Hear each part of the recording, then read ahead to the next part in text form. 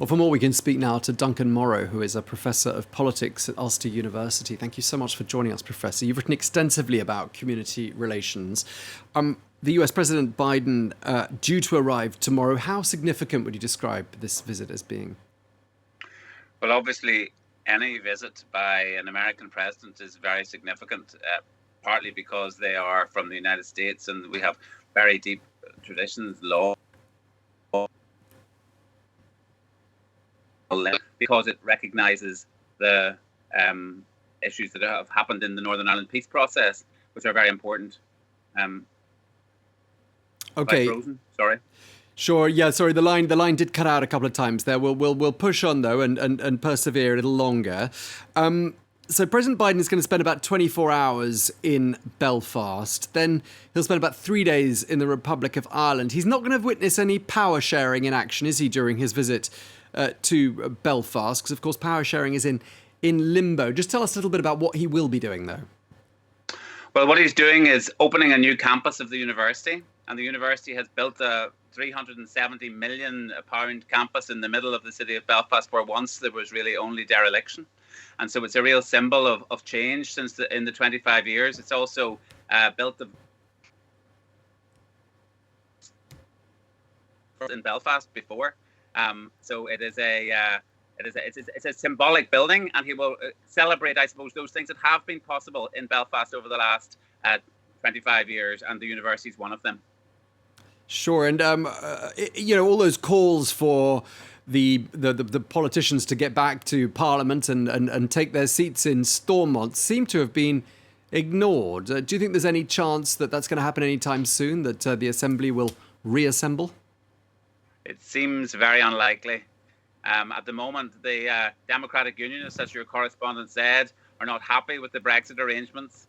But things have moved on. The European Union and the United Kingdom government have made a new arrangement.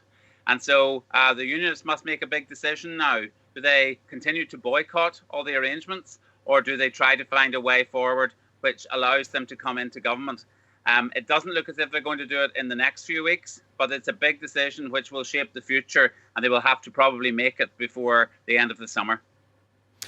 Of course, today there was some unrest. There were petrol bombs thrown at police officers. It shows, doesn't it, this peace is still quite fragile. Oh, it's very fragile. The historic relationships between the community in Northern Ireland have been characterised by violence for decades, even centuries.